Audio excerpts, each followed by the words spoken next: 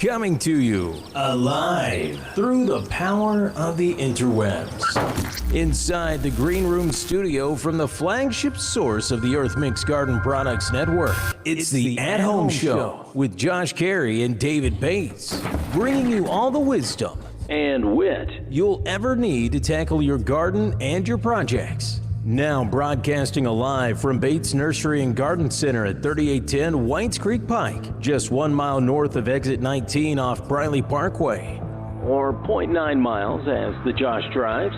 Here's Josh Cary and David Bates. Oh yeah, everybody knows what that music means. It's now time to climb a tree, don your loincloth, survey the backyard, because you got to find a project. You got to lay it in the unmarked grave of history. Welcome in, everybody. It's the At Home Show. That was It's the a fast Saturday version. morning tradition. Getting right on with it this morning. Sure we are. Sure we are. Sure we are. You know. We got a lot to get in today. You think? Yeah. A couple of little things going on in this old world. So, yeah.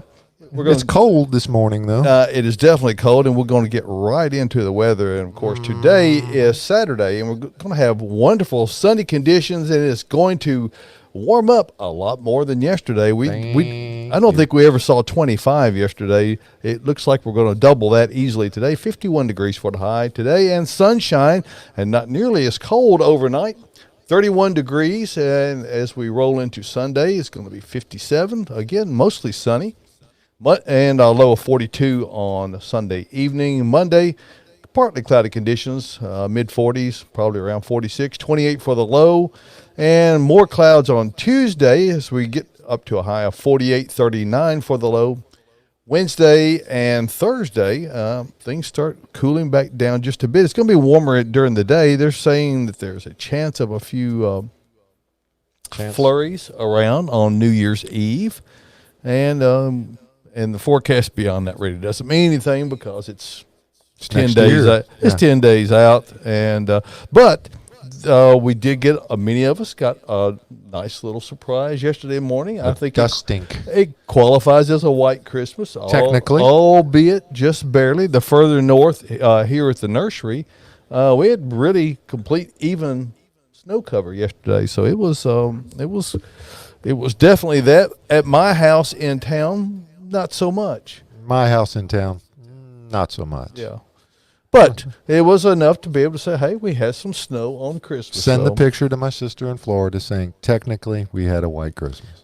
Yes. And before we go further, really want to take a moment to express our appreciation to Allegra Kramer, who was a guest in studio last week. And by the way, if you subscribe to our YouTube channel, you already know that there's a link where Tyler Blankenship, our capable producer, who's filling both roles, video and audio this morning.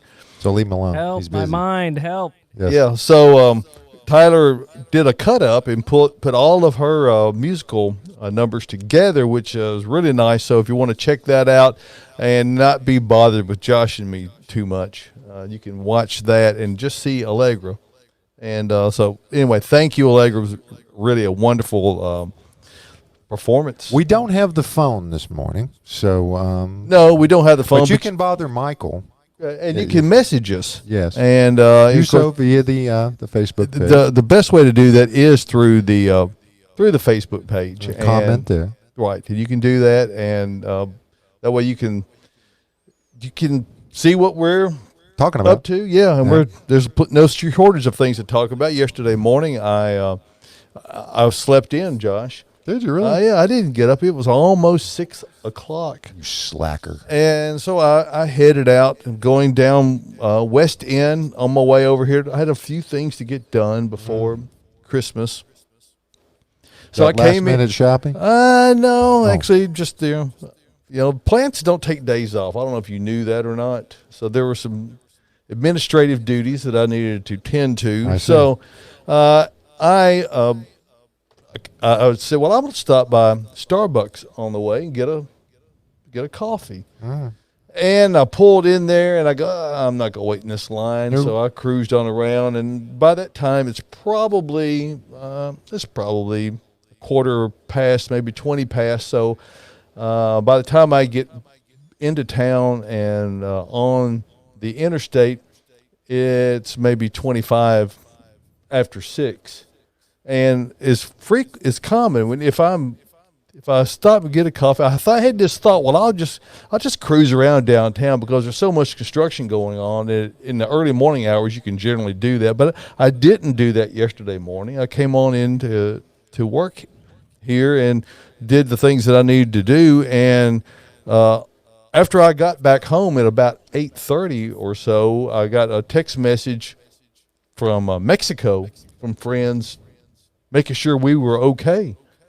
I go, what are you talking about? Yeah, I don't know what you're talking about. So that's when I began to hear about the explosion that occurred yesterday. The terrorist attack?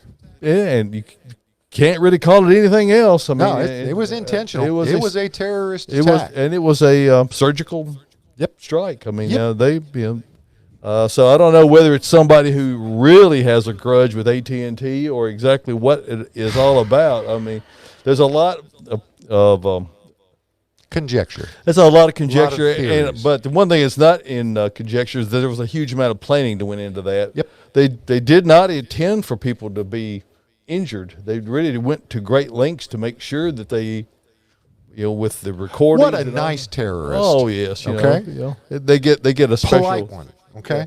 So anyway, but no one's taking credit for it either. So we don't really know what the deal is all about, but I'm pretty sure that that will be forthcoming at some point. I hope so. Well, I mean, people don't do things, bad stuff like that for no reason at all. They did find some tissue, I understand. Yeah, you talk about human tissue or some kind of a smear somewhere. Yes. So we don't know whether the perpetrator could theoretically have been inside the. I think it was a Winnebago. It was a cab over, but an RV. But blessings to the folks, I guess. Thank you for making the recording and having the shots fired and the announcements. A good, nice, polite terrorist to try to get all the innocents and the bystanders out of the way. Yeah. 41 businesses damaged, though. Yeah. Although, I mean, even with those precautions having been made, somebody still could have been killed in it or severely. So a first responder down there trying to very fortunate that did not occur, and that there were no loss of lives. And a big, huge thank you goes out to Metro's finest, our police department officers who put their life on the line to go in there and make sure they got people out. Firefighters. All our first responders that got out there and got ahead of it and got people out of harm's way. And although there was one gentleman I did see who was apparently the blast is what awakened him. So that's it'll do that. That'll kind of. I'm sure that's you don't know if you can't believe that it's real. Obviously, you keep coming out of sleep and your place is in disarray. And so fortunately, he also escaped harm. But anyway, we're not going to spend the show talking about that today. No. But we also can't go without mentioning it. If we have issues today, I do have AT&T service here at the nursery as our primary connection, and we have Comcast as a backup connection. That's what we're operating on today. And you never know why you need a backup. This just goes to show you that redundancy is good. Yes. Redundancy has its place, and it doesn't make you. It doesn't necessarily indicate that you're obsessive compulsive, but it's a fair indicator. You're compulsively obsessive, though. Yes, but that's kind of when you absolutely have to keep things rolling on. You can't put all your eggs in one. That's like the At Home Show. It keeps rolling on. So, and we want to thank Tyler Blankenship for being here today, filling in for Michael Stevenson, he's opening missing more Christmas presents. Yeah, I don't know. What the deal is. You could call him and tell him, hey, we miss you on the air. We also want to give a big shout out to Santa Claus. And S. Claus. Yep. And he's probably sleeping though this morning. Although Sam, the son of Michael Stevenson, Sam was a little he was not real happy to see Santa. Hold that up again, Josh. But he has done a Sam Stevenson original. It's a Bic ink on copy paper. Yeah. We will be auctioning this off today. For some good, it is an original. As far as I know, it's his first work. So anyway, His handwriting is impeccable, too. Anyway, we can give out the phone number for whatever good it is because we can't really retrieve that today. 615-499-6690. That's But you how can bother Michael while he's and up there. we do ask that you take a moment and share our program out. And obviously, those of you who only have AT&T, you're not hearing what we're saying right now. But you can go back over to YouTube, and it'll be up on YouTube, and you can watch the show. Another thing, again, before we get to the regular part of the show, we after the holiday edition last Saturday morning, Drew Sullivan sent us both a text, and we were deeply saddened at the loss of who we called the poet laureate of the At Home Show. His name was Ned Overton.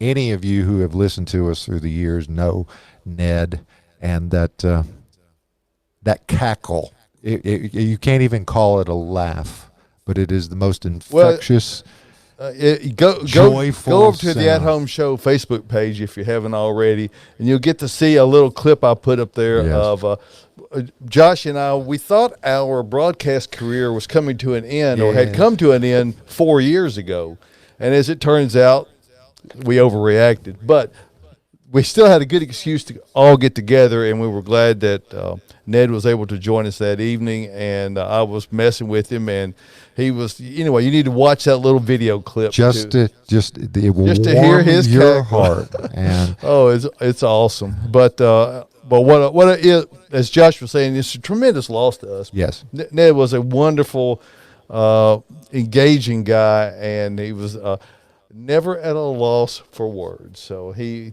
always took time, and we're going to have a couple of examples of his poetic skills that we have video documentation of that will also be up on our At Home Show Facebook page. and but he's laughing this morning, and I'm telling you, he's probably laughing at us right now. well, and it's just so Ned. It was the holiday edition day, Yes, And- timing is everything. and He was always strong on that.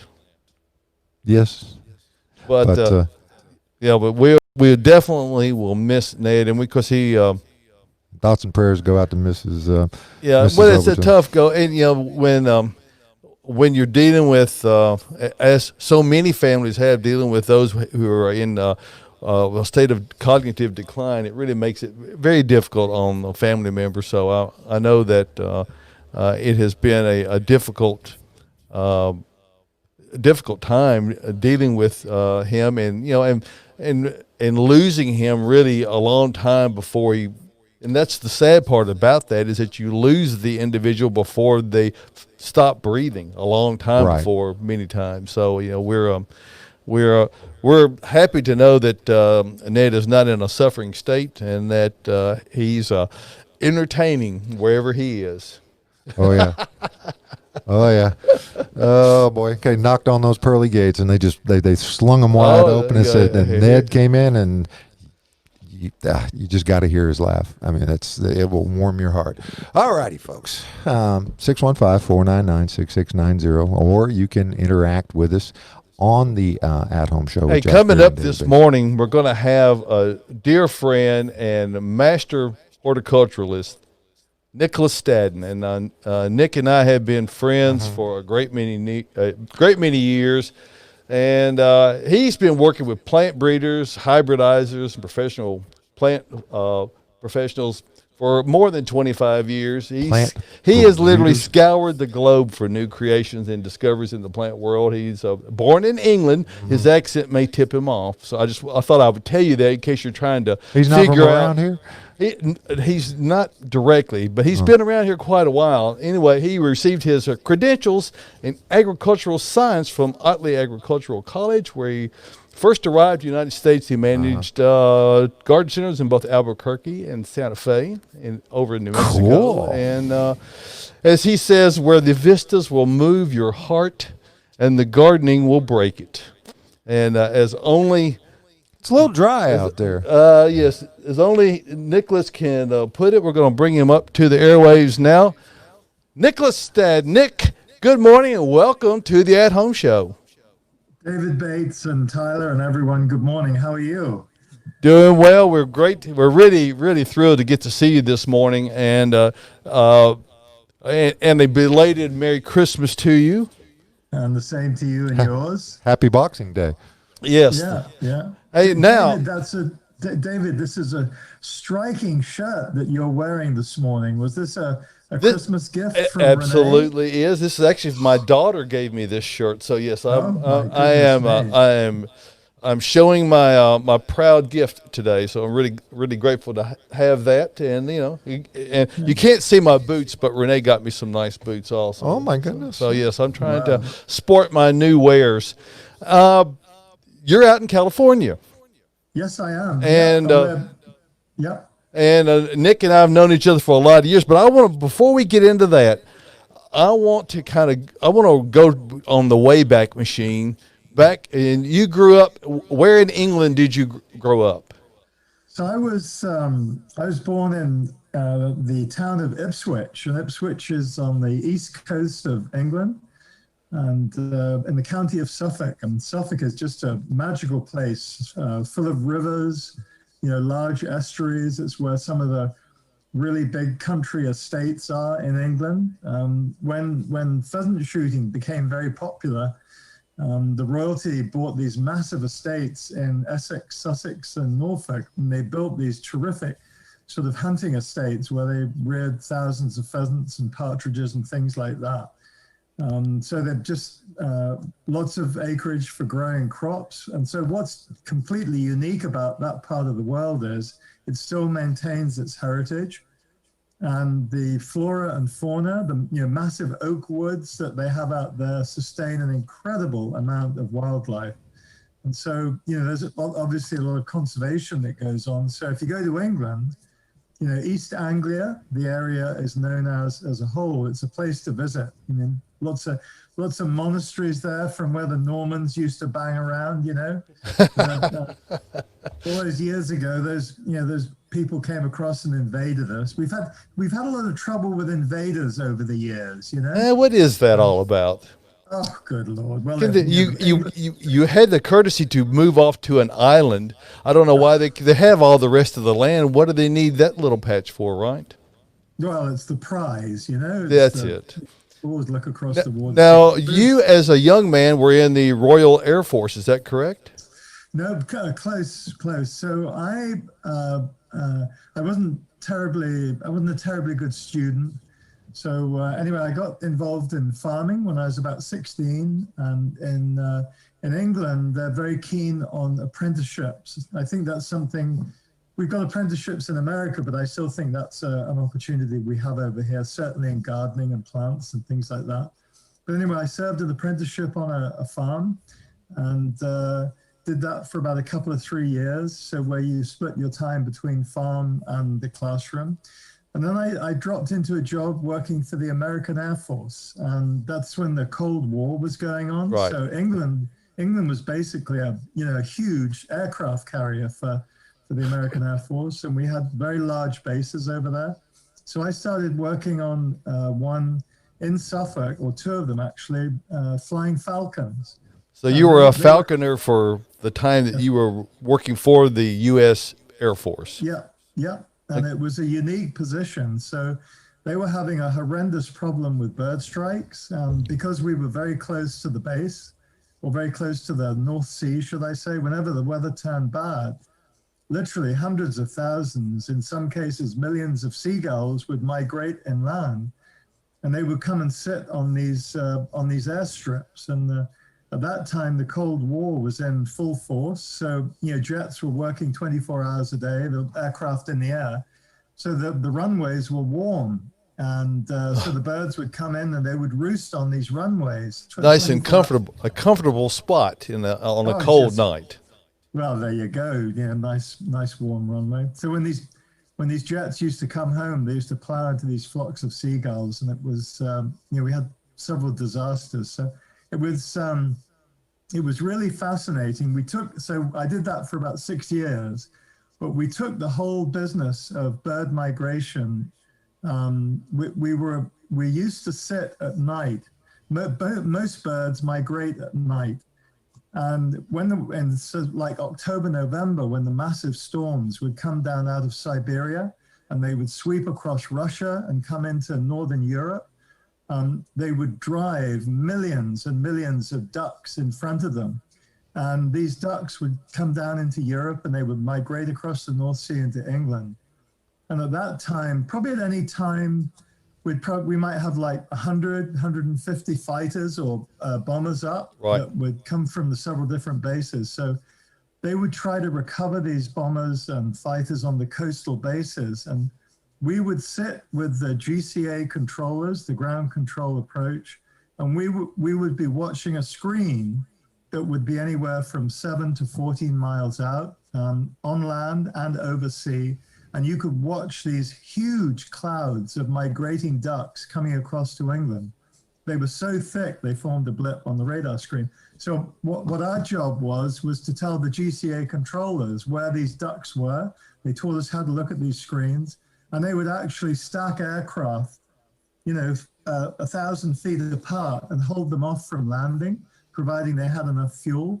So they didn't kind of collide with each other as these large packs of ducks were migrating across. For a guy of my age, it was just the best job ever, Well, and anyone who's familiar with the movie Miracle on the Hudson, remember the events of what happens when you get a couple of geese down each engine. It's can be catastrophic. So certainly it's time that is well spent to try to prevent that. So coming from that, how do you make the transition into horticulture? Where does that come from? Because that seems like, although nature is obviously at the core of what your passion and educational experience is. How did you take that and turn that into horticulture? Well, I guess one of the great things about being single is that, when opportunity knocks at your door for you just go. Careers, you just like pack your bag and go. So we worked on the bases for a while, and then I had the opportunity to go to sea and work on privately owned boats. That's kind of another story. But I worked on boats for about 5-6 years. And these were, we spend the summers in the Mediterranean and we'd take them across to the Caribbean for the winter. Oh, it sounds dreadful. That's horrible. Yeah. Let me tell you, gentlemen, it's like any other job. You have good days, not so good days, and days you wish you'd stayed in bed. It was, so we ended up doing refits in Florida, and then we'd take the boats back across to Med to do the cruising. And these were boats, they were like 150 foot, so they were owned by sort of wealthy individuals and what have you. So while we were in Fort Lauderdale doing a refit, I met my bride, Corinne, and I think better known as Sweetie Pie, I should say. Sweetie Pie, yes, Okay. Sweet. I had a couple of pals that call her Sweet Potato, but anyway, so we. And I will tell you this: no one does a better impersonation of Nicholas than Corinne does. She does it spot on. She an engaging and entertaining lady, I must say. Normally when she does that, we make her sleep in the garage for a couple of nights, but, so she doesn't do it very often. So anyway, we've actually been married this year. We've been married for 36 years. Oh, that's incredible. There's a lot of that. Amazing. There's a lot of that going around. Yeah. Renee and I will be celebrating our 36th anniversary this coming year. I mean, providing that she doesn't boot me out. Wow. I'm not You call her Sweet Potato, and you're liable to get going. Yeah. Well, I think the important thing to note is with Corinne, although we've been married for 36 years, and probably true to point out for the record, the last 2 of them have been relatively happily. Yes. Well, anyway. we've all had experience in the this change of life that the entire COVID situation has imposed upon us all. Now, Nick, you spend a lot of time educating and sharing your experience in gardening and in horticulture with groups of individuals all over the country, if not the world for that matter. And you obviously have gotten to travel far and wide in the search of new and interesting plants for the landscape. So how has the whole COVID thing affected you with respect to that? Obviously, it really, it relegates a lot of things coming down to Zoom like we're doing this morning. Yeah. So I think David, it's important to state that on the West Coast where I am, I work for a national company. And they've recently, that was formerly known as Tree Town. Now they're going by a new name now. What is the new name? Yeah, so it was Treetown USA, and they own two other large companies. One was called Village Nurseries, which is a real kind of influencer on the West Coast. And they purchased Heinz Growers. Right. And Heinz Growers actually this year celebrates 100 years in business. Wow, that's amazing. And they were, David, I'm sure you'll attest to this, for many years, Heinz Growers was the most influential nursery in the United States. Oh, absolutely. Absolutely. Operation. So anyway, the young gentleman that we all work for, he's based in Houston and loves the nursery business. And so last week they rebranded the company, and the name now is Everdy Growers. Everdy. Erevde. And it's a unique organization. We're privately held. It's a family, and we're run by a very small management team, and they're very nimble. Well, there's a lot to be said for that, because you don't have to pass every decision through the filter of committees, and things can get a bit complicated. And I think that's one of the things that's interesting about the industry that you and I have both spent our careers in, is that it's to a great extent a family oriented type of industry. Yeah. And here's one of the terrific things about plants. You chaps call them plants, but I call them plants. Plants, yes, plants, of course. Plants. So one of the terrific things about gardening and plants is they cross every social barrier. And you have music, art, reading books, painting, like Renee is a terrific painter. All these things cross social barriers, and gardening and plants cross social barriers.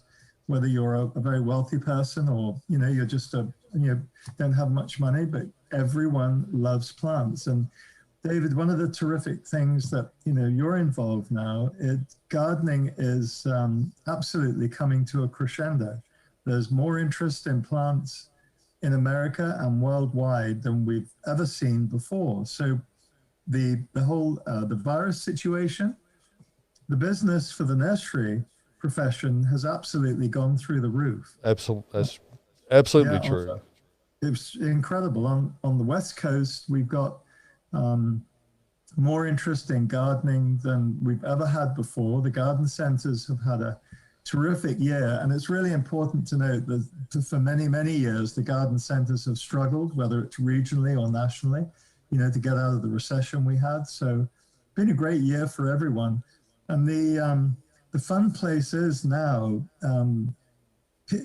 people finally get the importance of plants, and they realize how important they are to the environment and to their well-being and to the well-being of our planet and stuff like that.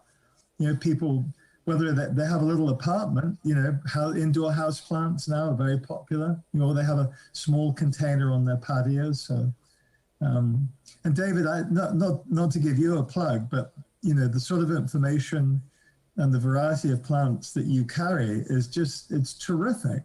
I mean, whether you're a starter gardener or you're a sage, there's something there for you. Well, there's plenty of latitude for everyone, and I think one of the things that has been remarkable this year, and you alluded to it, is the numbers of neophyte gardeners, people who have never gardened before, who have now this newfound interest. And I think it's incumbent upon us in the industry to help them to cultivate and maintain that interest, and the things that we can do to give them a greater and a much higher assurance of success in gardening is a core part of that. If you go out and fail at something, the chances of you going out and doing that again are diminished significantly. So, last summer, Renee and I, summer before last, I should say, Renee and I got to spend a couple of weeks in England and got to tour a whole range of wonderful gardens there.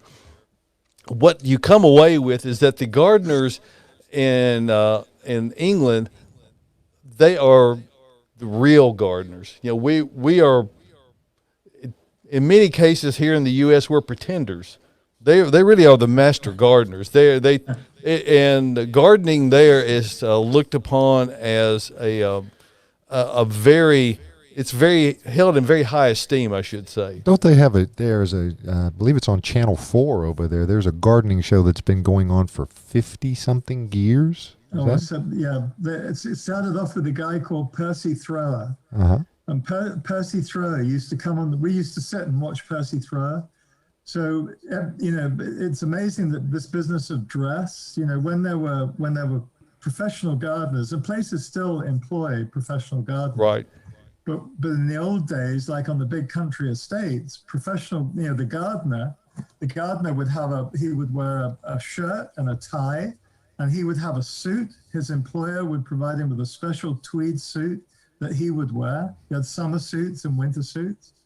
And, they all had these beautiful hats, flat hats to match.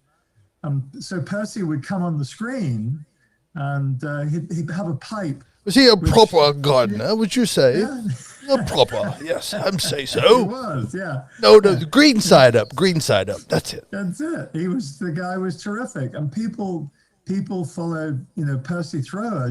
The households would come to a stop. So, yep. And that has, migrated over the years to what it's become today. So if I may, really quickly. Certainly. So I normally have a background up of plants, but I thought it might be fun. This is the magazine of the Royal Horticultural Society, and anyone watching the show today, wherever you are, it's a very worthwhile subscription. That is for certain. It's terrific. But what's so fun about it is that there's so much that's going on in Europe in gardening that is applicable to what we're doing over here in America. And the great thing about, let's say, that magazine, which is a monthly magazine, you get to see what they're doing, and you get the jump on, trends. Right. You'll see, trends, things are happening in Switzerland or wherever, and you can use those in your own garden. The other great thing is David said he was over in England a couple of years ago, and he had he been a member of the Royal, and are you a member of the Royal Horse Society? I am not. I'm not. I should be, but I'm not. Might have to buy you a subscription fee. But I believe I can swing that. I just, for whatever reason, it hadn't occurred to me. So, I've always my royalty has always been in question, I should say. So, so maybe that's what I need to certify it. Absolutely. So let me know. I'll sign the document for you. Okay. So, but what's fun is if you join the Royal Hort Society and you go over to England, one, it gives you special access to the Chelsea Flower Show, which has been virtual this year. But there's numerous shows that you can get into. The really great thing is that there are gardens all over England, Wales, and Scotland that you can only get into if you are a member of the RHS. Right. So it's really a kind of a fun club to be a part of. We have our own version over here in America, and this is their magazine, which is called The American Gardener. Mm-hmm. Yes. And that is also the American Horticultural Society. That's a great read. But I didn't get to your question about how we're communicating with people. You asked me. Yes. That. It's easy to drift. So, we have a lot of material that we, and one of, I'm sure everyone is interested in hearing all of its stores. This is not going to be a one-time thing. Now you've already promised me that you would come on maybe with some degree of regularity, and so we're really appreciative of that. But yes, so how have you been dealing with that this year? So it's been the nursery profession is a very social profession, and nurserymen by nature are very social. That's one of the reasons why David and the level of business at trade shows is a prime example of that. It is a social thing. Not much business goes on at those things. It doesn't seem like it's all dinners and cocktail parties. It is, and nurserymen as well as gardeners, we all have one thing in common. It's a very sharing profession. Gardeners have problems. They'll call each other up. David has an issue with something, very quickly he's on the phone back to his supplier. So we all keep in touch with each other. So it's been exciting learning how we kind of take that to the next level. So to give you an instance, prior to the virus, the COVID situation coming along, back in March, we probably had something like 30 or 40 Zoom meetings since the beginning of the year. As up to a few days ago, we just passed, as a company, the 10,000 mark Zoom meeting. And so for us, it's been an absolute godsend.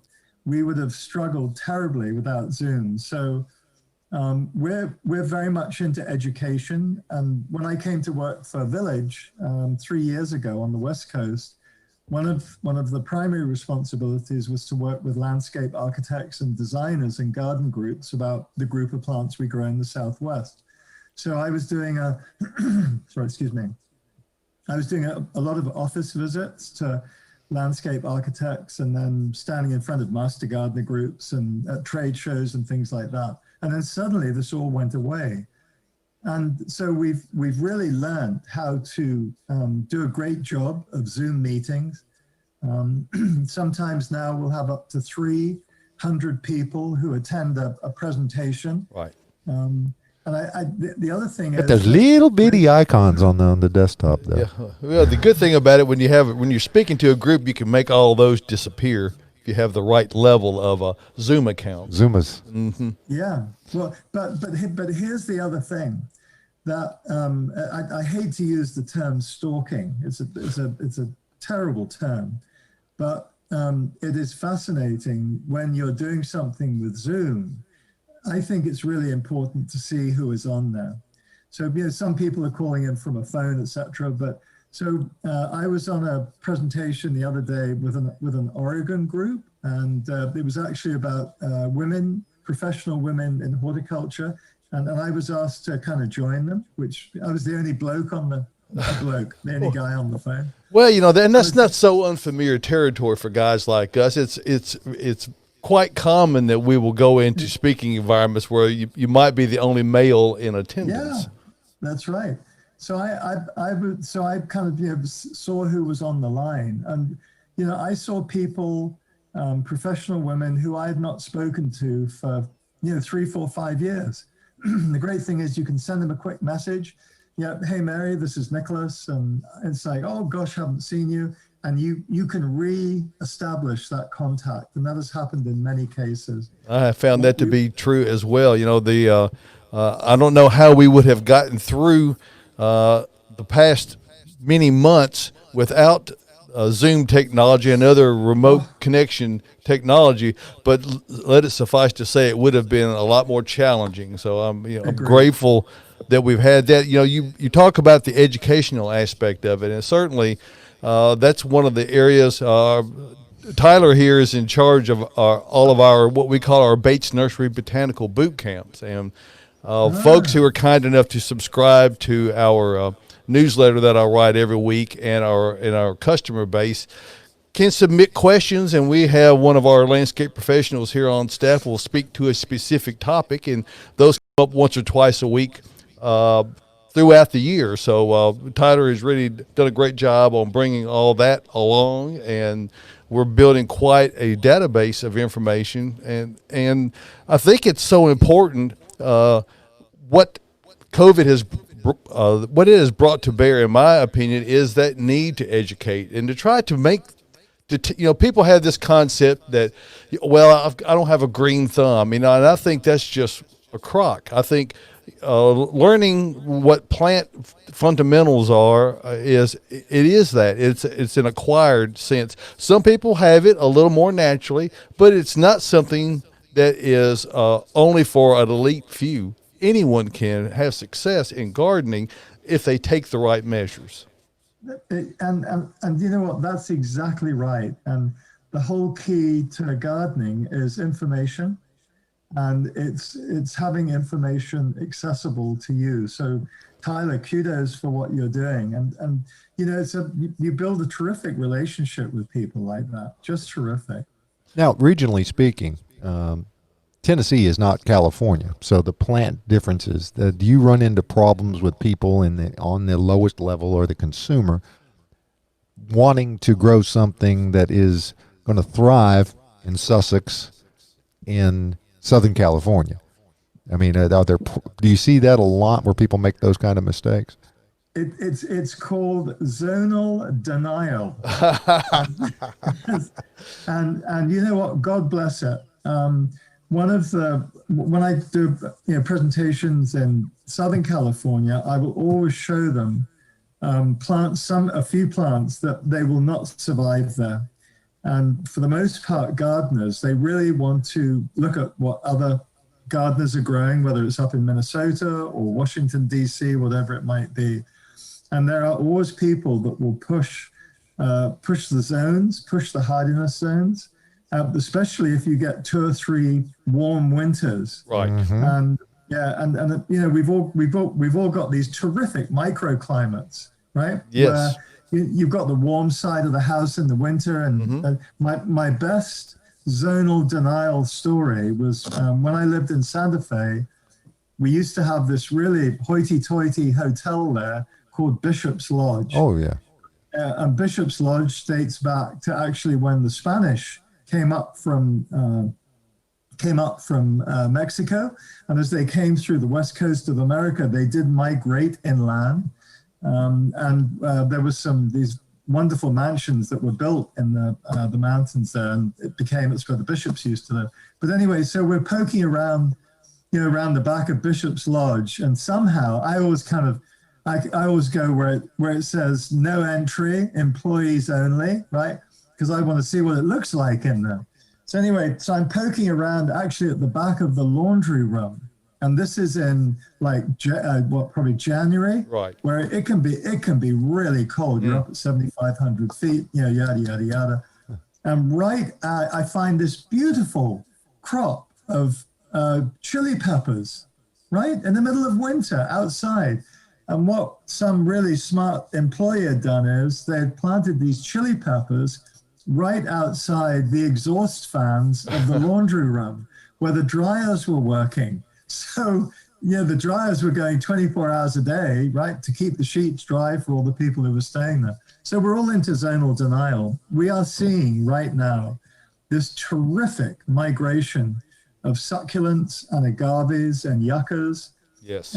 These kind of plants that, a lot of them will live indoors for some period of time. People will buy these and they'll put them in containers for the summertime.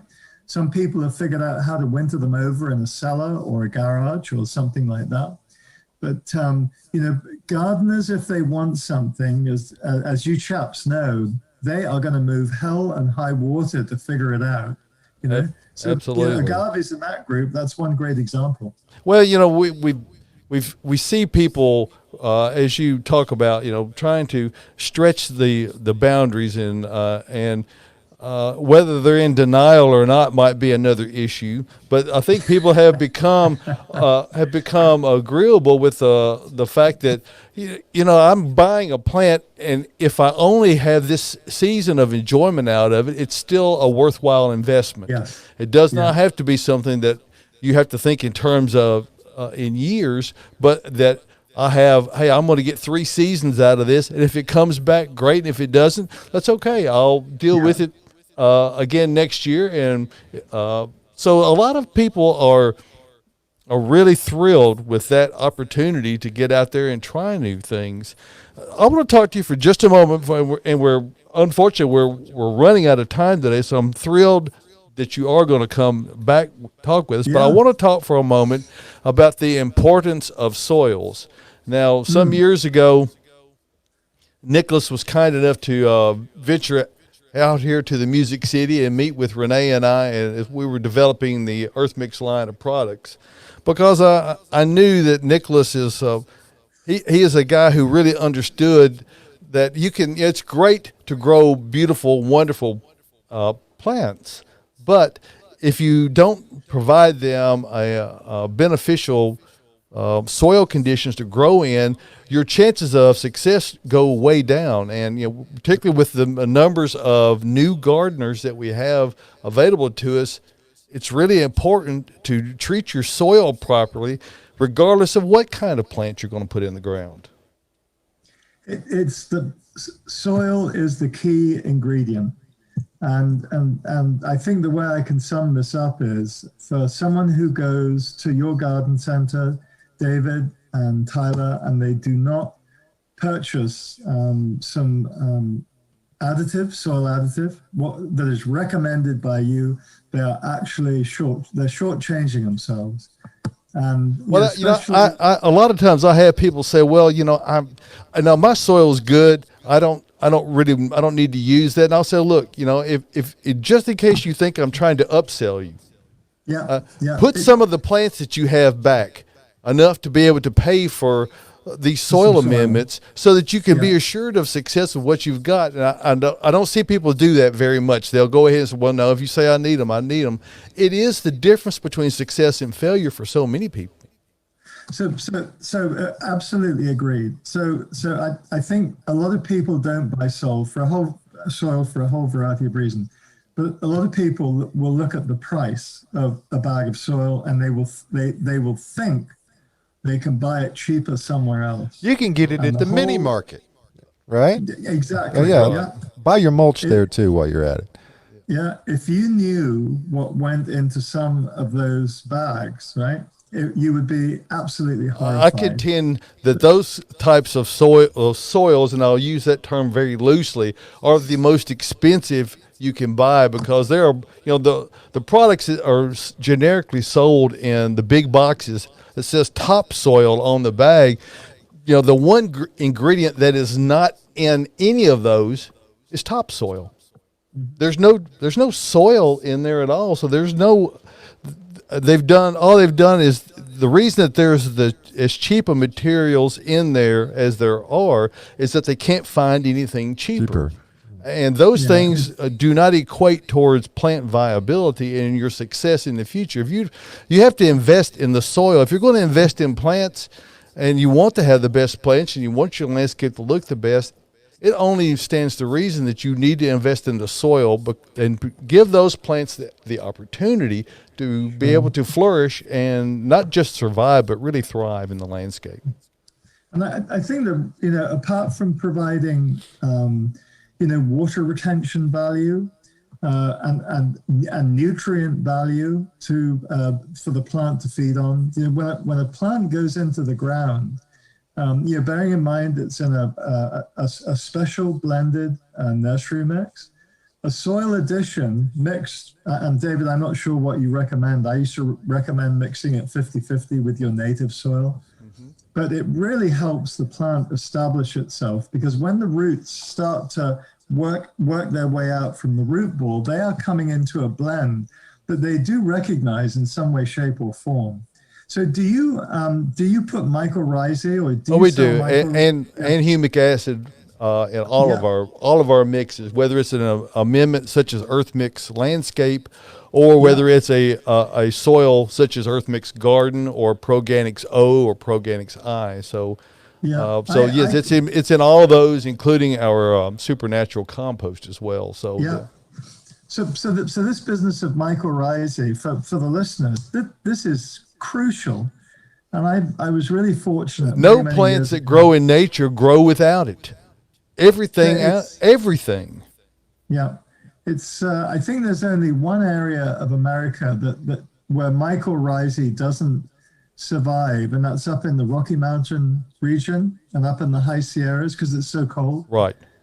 Yeah, but the mycorrhizae additive is absolutely crucial, and it's one of these magazines I've got here beside me has a terrific article on mycorrhizae. It's a little bit technical, but these are great improvements that the nursery profession has come to recognize over the last X number of years that they really do benefit a plant.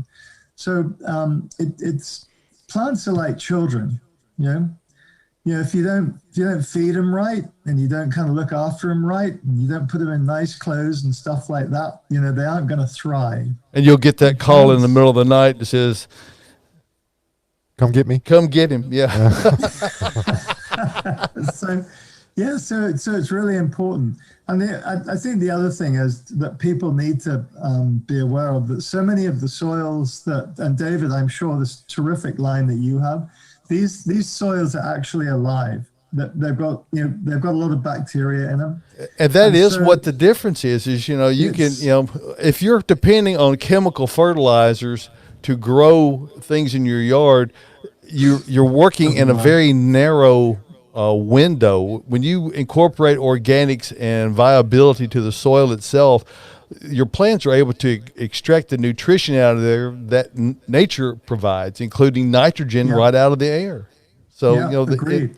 It's been a real change of mindset for me because frankly, when we were growing up in the industry, it was all about chemical. It was all about fertigation, where they injected liquid fertilizers into the irrigation, and then all the chemical slow release fertilizers, and everybody still uses those in varying degrees. But I think that from the end user standpoint, using organics is really where it is at, and that's where that everything is going, and that's where we've got to head it in for people to be able to have a reasonable chance at success. We got a lot of new gardeners we got to take care of. Do you know at some point, and I'm still a British citizen. At some point, I might have to sign up over here, but at some point, we will have another Lady Bird Johnson in the White House. Correct. And Lady Bird Johnson was an absolute trumpeter for plants. And I don't know if you ever get down to Texas and they have the Lady Bird Johnson wildflowers, just terrific. So if we got like a national figure, in fact, let me take this one step further. We don't have a national spokesperson for gardening. No. And so okay, I nominate you. Yeah. Oh, second. I walk in your shadow. You'd be terrific at it. So it needs. We need as a profession a spokesperson, whoever that is, that would lead gardening. Years and years ago, I think it was the cotton industry had this national program called the Touch the Feel of Cotton, the Fabric of Our Lives. And so right. Cotton sales went up 33%.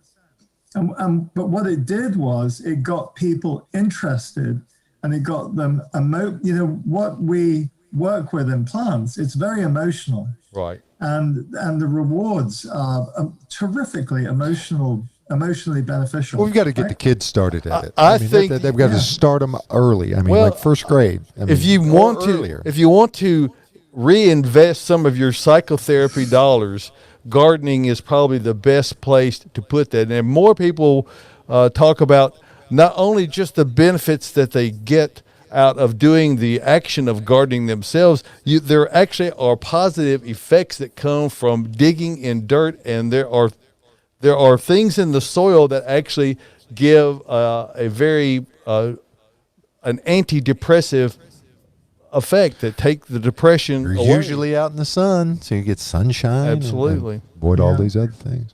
Nicholas, go ahead. Let's wrap up here because I'm really, and again, I want to say thank you for coming on today. Oh. I really appreciate it, and it's I No. always treasure the pleasure. times we have together over the many years, and every time we exchange emails and phone calls. And I'm glad to, we're really glad to have you come on today and kind of introduce yourself, because I think this is a good way to, we'll start a campaign for Nicholas is to be the national spokesperson for gardeners. I think that's where We'd have to give him a title, though. we'll The work on that regent. one. Perhaps the regent. There you go. There you go. I like the sound of that. You guys are really good for my ego this morning. Well, You'll fit in well around here. Well, man. well, I think there's nothing wrong with that. I think No. it's a good thing to be able to Yeah. bring your spirits up today. So we got so quickly, let's just wrap it up here. We got a new year coming. We're all about, everybody's got resolutions. Everybody says, Okay. let's talk quickly and we'll wrap it up here. A couple of gardening resolutions people might want to keep in mind. All right. So, and I'm going to rattle through about 5 or 6. Okay. And if I need to email this to you, so you can put it up on the site. Oh, I would we love can do that. I would love that. Right. So number 1, get water in your garden if you do not already have it there, for a whole variety of reasons: birds, the pollinators, etc., etc. Water is crucial, and keep it clean. If it's in a standing bowl, you've got to clean it out every couple of 3 days. Right. But you'll be amazed who comes to visit. Create a pollinator passage. Put at least 10% of your garden back to indigenous or native plants or cultivar selections, and see David for more information on what those plants are. Plant plants that herald the change in the season. So, for instance, daffodils, Right. or crocus. That spring, spring is on the way when you see the daffodils coming up. Mm-hmm. Okay, start a compost heap. Right. Boy, that's important. 101 right there. It really Everybody is. generates compostable material. That's it. Walk the neighborhood and the countryside lanes and see what plants are out there that are in bloom or have berries that you like, and then take a picture of them and take them back to David. He'll tell you what they are and then can fix you right up. Subscribe to a publication, all right? Whether it's The Garden, whether it's the American Gardener magazine, terrific magazine called Fine Gardening. Right. These are absolutely resources. Now, you don't own those publications, right? Yes. You do. No, I mean, No. He bought them. It So owns they're a his, yeah. subscription, not the entire publication. Go get so, that. so I'm saying you're just an advocate for gardening, is what my point is. The whole point. And the other thing is, these subscriptions, they make wonderful gifts, right? If you are stuck for buying somebody, something you don't know what to get them, buy them a gardening magazine subscription. There you go. Most of them are very affordable. So I think, hang on, we had 1, 2, 3, 4, 5. I think there was 6 there.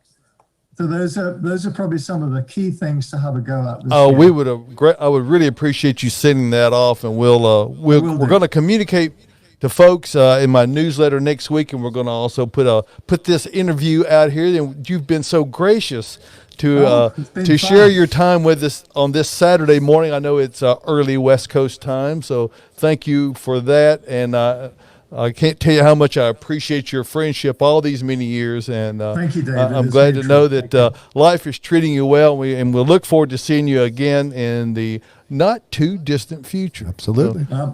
I look forward to coming back. Nicholas Staddon, everyone. Thank you so much, The Regent. Nicky. Thank you. Regent Regent. Staddon. Yes. Regent. All right.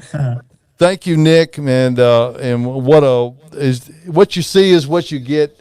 Quite a charming and I want to hear informative- about the old days. We're flying the Falcons and working on the cruise ships, Well, taking them back from FLL all the way we'll- back to Malta. We'll and stuff. hopefully get to that in the time. Get that gardening stuff. Let's just talk about travel. In the time coming up. So anyway, thanks, Nicholas, for coming on today, and what a treat Yes. to kind of usher in the new year. There's a lot going on all around the world in gardening, and I think that for each of us who has gardening aspirations, and I think that includes most of us, well, it's great. All of us at the table, anyway. Yes, it gives us all the great opportunity to be able to get out and dig in the dirt and enjoy what Mother Nature Brings to you. Yes, so And get the birdies and the bees and everything else in there too. He's got that was very wise to get the water into the garden and the pollinators. You need to